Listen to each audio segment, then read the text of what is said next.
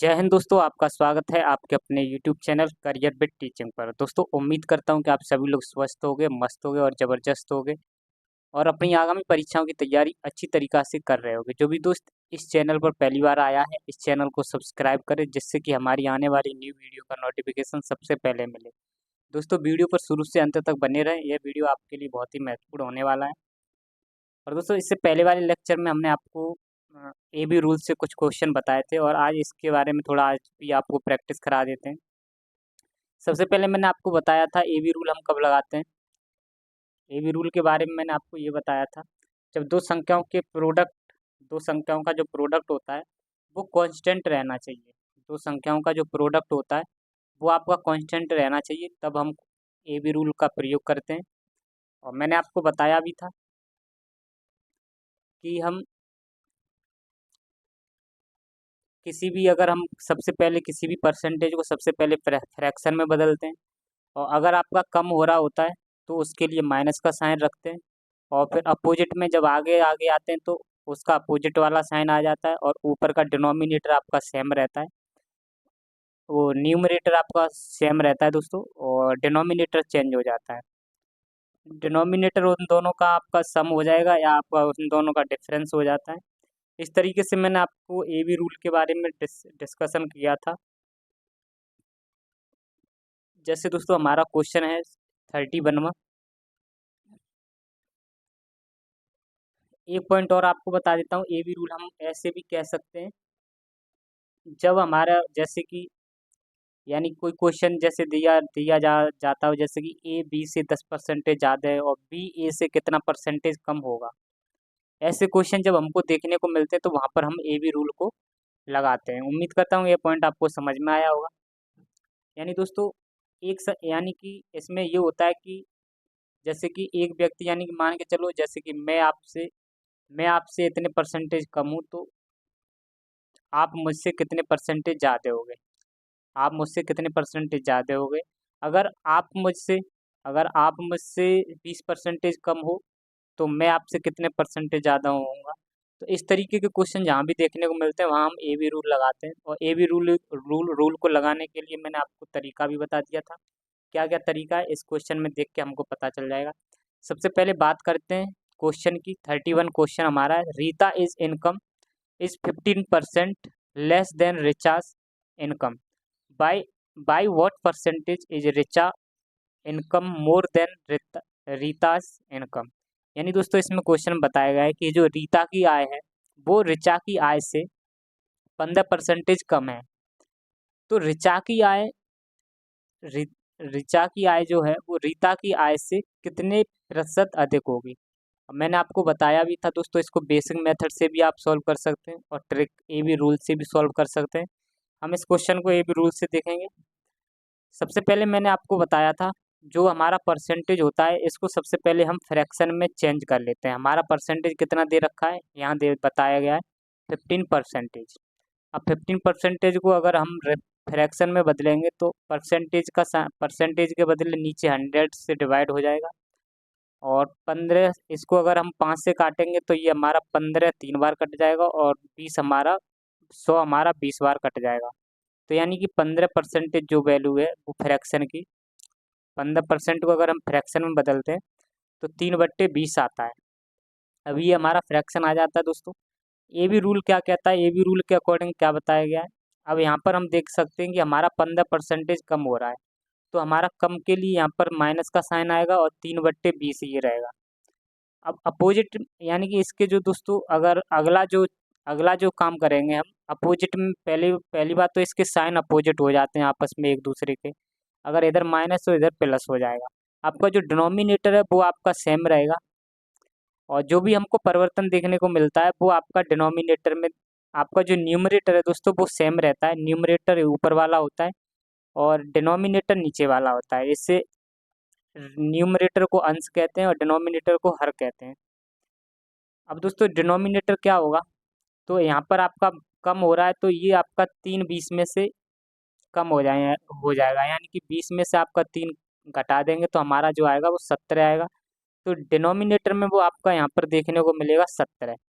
तो ये हमारा दोस्तों ये वैल्यू बनेगी 3/17 17। अगर हम इसको परसेंटेज में बदलते हैं, इसको अगर हम परसेंटेज में बदलेंगे 3/17 को, तो परसेंटेज में बदलने के लिए 100 से आपको मल्टीप्लाई करना पड़ेगा और प्रतिशत का साइन रखना पड़ेगा। और 3/17 और गुणे 100% जो होता है वो आपका दोस्तों 17 सही 11/17% के बराबर होता है। आप इसको सॉल्व करेंगे तो आपको इतना देखने को मिलेगा।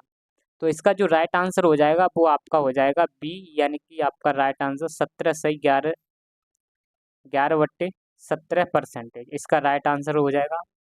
उम्मीद करता हूँ कि आपको ये क्वेश्चन समझ में आया होगा। अब दोस्तों हम नेक्स्ट क्वेश्चन के बारे में बात करते हैं।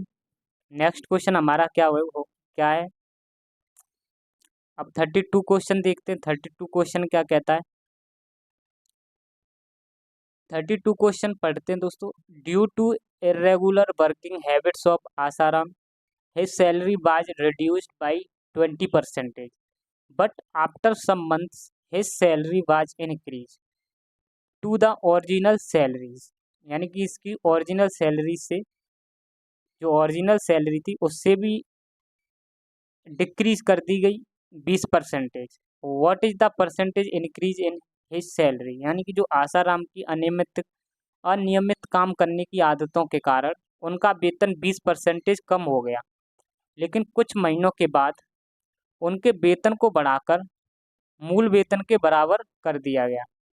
यानी कि दोस्तों कुछ महीने के बाद उनका जो वेतन है, वेतन को बढ़ाकर मूल वेतन के बराबर कर दिया गया। तो उसके वेतन में प्रतिशत वृद्धि का पता करना है। यानी दोस्तों इसके आपको मैं एबी रूल से भी बता देता हूँ और थोड़ा इसको इस बेस से भी देख सकते हो इसको। इसका एक ये भी कॉन्सेप्ट है जैसे मैंने आपको बेसिक से बताया था। जैसे मान के चलते हैं, आप देख सकते हो जैसे यहाँ पर हमारी, मान के चलो दोस्तों, पहले हम आपको बता देते हैं ओल्ड इसकी से आसाराम बापू की जो सैलरी है वो ओल्ड सैलरी मान लेते हैं आपकी 100। आसाराम की अनियमित काम करने की आदतों के कारण उनका वेतन 20% कम हो गया था। यानी कि ओल्ड सैलरी मान लेते हैं 100 और इसमें से 20% उनका वेतन कम हो गया, यानी कि उनका न्यू वेतन जो देखने को मिलेगा वो 80 देखने को मिलेगा, क्योंकि आपका 20% कम हो गया है। और लेकिन कुछ महीनों के बाद उनके वेतन को बढ़ा दिया गया। कुछ महीनों के बाद उनका वेतन बढ़ा दिया गया और मूल वेतन के बराबर कर दिया गया, यानी कि इसको बढ़ा दिया गया फिर आपका मूल वेतन के बराबर कर दिया गया। तो उनके प्रतिशत में कितने की वृद्धि होगी। अगर हम दोस्तों यहाँ से इसके बढ़ाते हैं तो कितने का बढ़ाएंगे। अगर हम दोस्तों यहाँ से बढ़ाते हैं तो कितने का बढ़ाएंगे, 20 का बढ़ाएंगे, तब हमारा मूल वेतन के बराबर हो जाएगा। और किससे बढ़ाएंगे, आपका 80 से हमको बढ़ाना पड़ेगा। और इसको प्रतिशत में बताने के लिए 100 से मल्टीप्लाई करना पड़ेगा, 100% से। अब इसको काट देते हैं दोस्तों। 20 से ये आपका 4 बार कट जाएगा और 4 से ये आपका 25 बार कट जाएगा। तो हमारा जो आंसर आएगा वो 25% देखने को मिलेगा। यानी कि उनके वेतन में जो प्रतिशत की जो वृद्धि होगी वो 25% की होगी। तो इसका जो राइट आंसर हो जाएगा वो आपका हो जाएगा ए। इसका राइट आंसर हो जाएगा आपका ए। उम्मीद करता हूँ कि आपको ये पॉइंट समझ में आया होगा। यानी कि दोस्तों इसको आप ए बी रूल से किस तरीके से करोगे वो भी आपको बता देता हूँ। आपको ये पॉइंट समझ में आया होगा। उनका जो वेतन था 20% कम हो गया, यानी कि उनकी अनियमित आसाराम की अनियमित काम करने की आदतों के कारण उनका वेतन 20% कम हो गया। कहाँ से हो गया था, आपका ओल्ड सैलरी में से।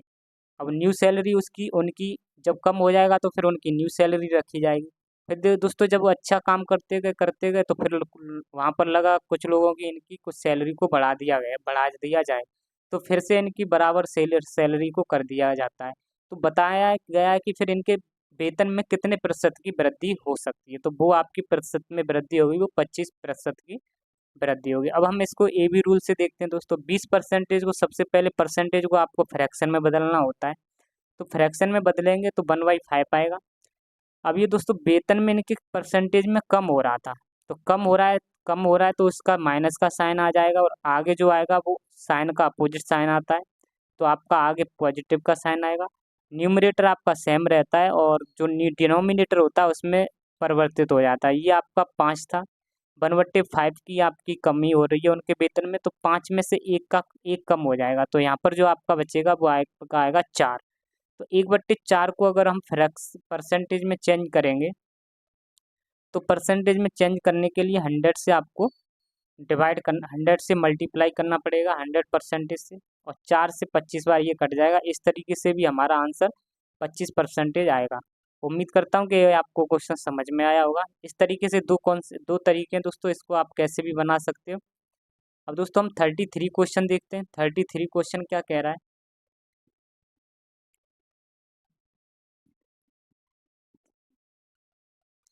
By what percentage the new price of the article must be increased to restore its former value if the cost of the articles is cut by 25% in the past।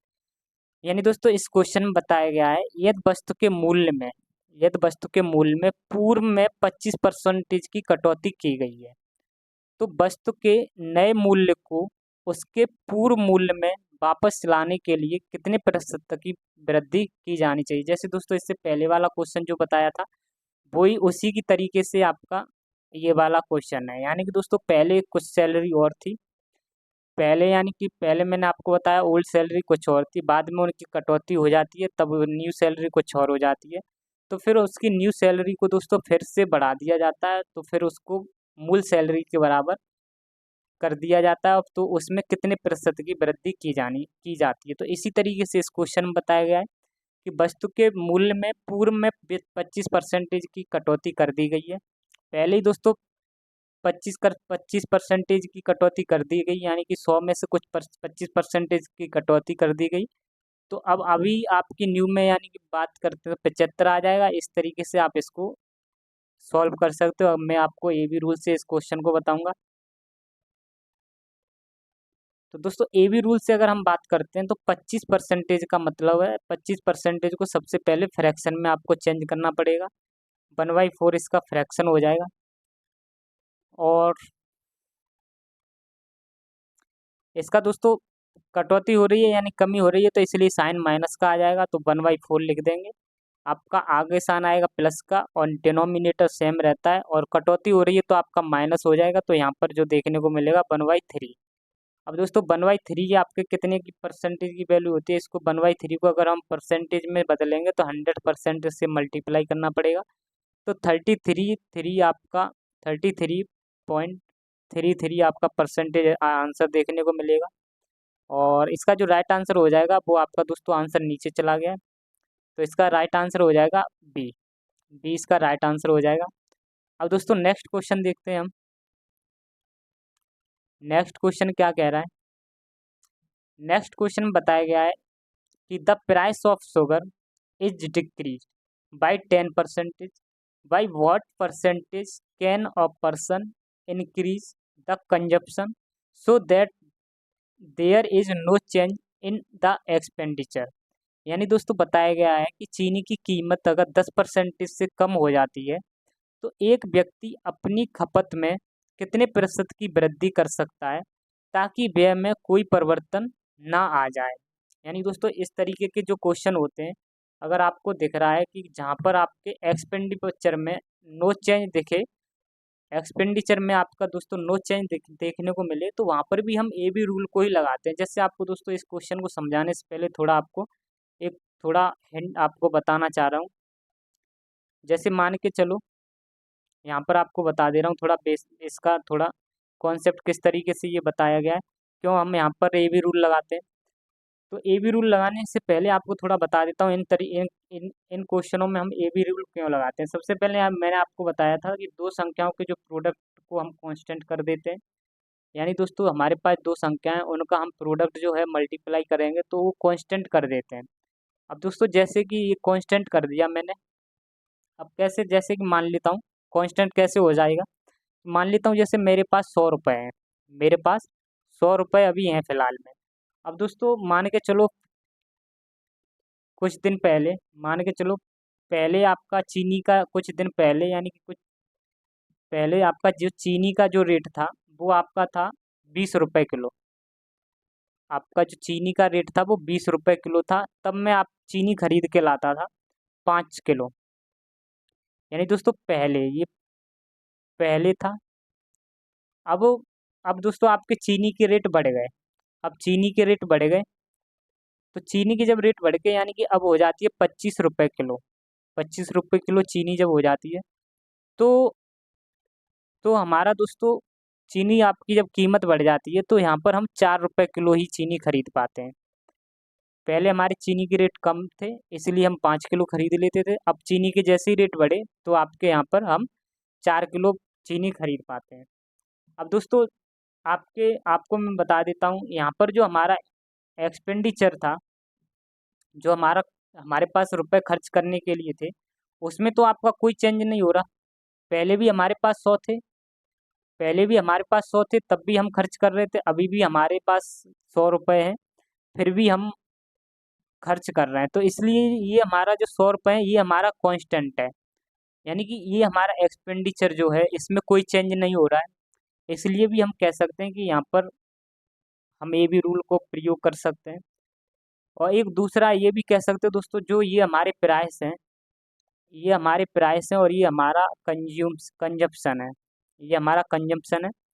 अगर दोस्तों आपका price का उल्टा अगर consumption हो जाता है, तब भी हम आपका ए बी रूल लगाते हैं। जैसे ये कैसे हो जाएगा आपका, जैसे ये इसका रेशियो हम निकालेंगे, तो इसका रेशियो आपका आएगा 4 रेशियो, ये 5 से 4 बार कट जाएगा, ये 5 से आपका 5 बार कटेगा। अब इन दोनों का दोस्तों रिवर्स आपका ये लिखा है।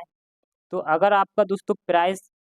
अगर प्राइस का अगर आपका प्राइस का दोस्तों कंजप्शन आपका रिवर्स है, यानी कि इन दोनों का आप कह सकते हो ये दोनों उल्टे हैं, तो यहाँ पर हमारा और आपका एक्सपेंडिचर आपका सेम रहे, एक्सपेंडिचर जो है वो आपका सेम रहे, तो हम यहाँ पर ए बी रूल लगा सकते हैं। यहाँ पर हम ए बी रूल को लगा सकते हैं। अब दोस्तों यहाँ पर कितने की आप देख सकते हो, कितने कितने परसेंटेज की बढ़ोतरी हो रही थी। एक यानी कि 4 से 5 हो गया, यानी कि 1 हो गया, 4 पर हो गया। तो यहाँ पर देखने को मिल रहा है परसेंटेज में बताने के लिए, तो यहाँ पर 25% की बढ़ोतरी हो रही थी उसके प्राइस में। और यहाँ पर हमको देखेंगे दोस्तों कंजप्शन में उसने कितने की कितना घटाया, तो एक घटाया किस पे से 5 से। तो 5 को अगर हम परसेंटेज में बदलेंगे तो ये भी हमारा 20% का आपको देखने को मिलेगा, यानी कि प्राइस में 25% की बढ़ोतरी हो गई, और जिसकी वजह से हमने कंजप्शन में 20% घटा दिया। अगर मेरा कहने का मतलब इतना है, अगर दोस्तों अगर हमारा जैसे ये 100 रुपये जो है ये फिक्स होता है, ये हमारा फिक्स है। और हमारा जो पहले भी हम 100 रुपये खर्च कर रहे थे, और अभी भी हमारे पास 100 ही रुपये खर्च हो रहे हैं। तब भी हम दोस्तों 100 रुपये खर्च कर रहे थे, अभी भी 100 रुपये खर्च कर रहे हैं। लेकिन हमारा जो एक्सपेंडिचर है ये वाला, इसमें अगर जब कोई चेंज नहीं होता है, तो हमारा जो ये प्राइस है वो आपका कंजम्पशन का रिवर्स हो जाता है, उल्टा हो जाता है। अब जहाँ भी कहीं दोस्तों, जहाँ ये इन संख्या में आपको रिवर्स देखने को मिले, रिवर्स से यहाँ पर अगर किन्हीं इन संख्या में देखने को मिलता है, तो वहाँ पर हम ए बी रूल लगाते हैं। तो वहाँ पे हम ए बी रूल लगाते हैं, कब लगाते हैं, जब हमारा एक्सपेंडिचर जो होता है वो आपका इसमें कोई चेंज नहीं हो, यानी कि इसमें जब कोई चेंज नहीं देखने को मिलता तो हम वहाँ ए बी रूल लगाते हैं। आपको इतना ध्यान रखना है, क्योंकि यहाँ पर भी पहले भी हम 100 रुपये खर्च कर रहे थे तब इतना खरीद पा रहे थे प्रोडक्ट, और अभी भी हम 100 रुपये खर्च कर रहे हैं तब भी हम इतना प्रोडक्ट खरीद पा रहे हैं, यानी कि हमारे एक्सपेंडिचर में कोई भी चेंज नहीं हो रहा है। तो इतना बताना चाह रहा हूँ। इस तरीके के क्वेश्चनों में हम ए बी रूल लगाएंगे जहाँ पर हमको एक्सपेंडिचर में कोई चेंजेस देखने को नहीं मिलता है। उम्मीद करता हूँ कि आपको ये पॉइंट समझ में आया होगा। तो इन क्वेश्चनों में दोस्तों यही बताया गया है, इनमें आपके एक्सपेंडिचर में कोई चेंज देखने को नहीं मिलता है, इसलिए हम यहाँ पर ए बी रूल को लगाएंगे। अब दोस्तों चीनी की जो कीमत थी वो 10% से कम हो जाती है, और एक व्यक्ति अपनी खपत में कितने प्रतिशत की वृद्धि कर सकता है ताकि उसके व्यय में कोई परिवर्तन ना आए। तो सबसे पहले आपका 10% जो है इसको हम फ्रैक्शन में बदलेंगे, तो 1/10 आ जाएगा। अभी दोस्तों 10% से कम होता है, तो आपका कम के लिए हम माइनस का साइन रखेंगे, इस फ्रैक्शन को वैल्यू को यहाँ रखेंगे। साइन का आपका अपोजिट हो जाएगा और डिनोमिनेटर सेम रहता है, और न्यूमरेटर उसके साइन के अकॉर्डिंग देखते हैं, माइनस होता है तो घटा देते हैं इसमें से इसको, और प्लस होता है तो इन दोनों को जोड़ देते हैं। तो इसको घटाएंगे तो आपका ये 9 आ जाएगा। अब दोस्तों ये 1/9 आ रहा है, तो ये 1/9 को अगर हम इसको फ्रैक्शन में अगर परसेंटेज में बदलेंगे तो 100 से मल्टीप्लाई करेंगे, 100% से, तो इसका आपको आंसर देखने को मिलेगा 100/9%। तो इसका राइट आंसर हो जाएगा सी। उम्मीद करता हूँ कि आपको यह क्वेश्चन समझ में आया होगा। अब दोस्तों इसी तरीके से आपका नेक्स्ट क्वेश्चन है 35।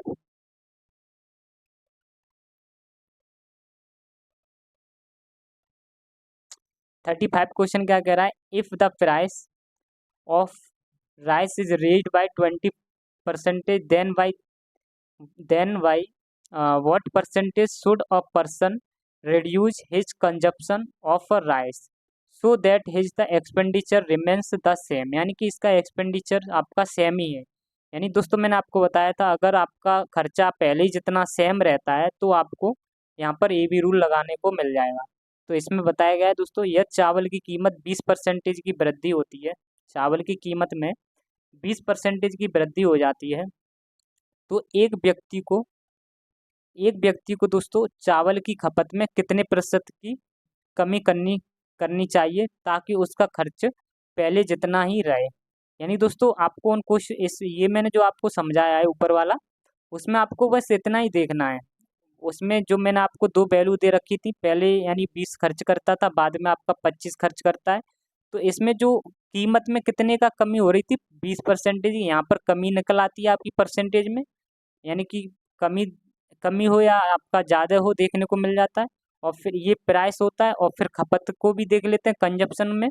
कंजप्शन भी कुछ आपका रिड्यूस मैंने ऊपर बताया था, तो वहाँ पर भी आपका ये परसेंटेज निकल आता है।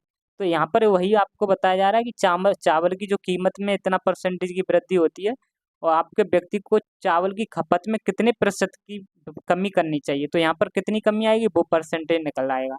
अब वो परसेंटेज निकल आएगा तो इसलिए हम यहाँ पर आपका ये भी रूल लगा सकते हैं, क्योंकि दोस्तों यहाँ पर अब ये दोनों तो आपको वैल्यू समझ में आ रही हैं।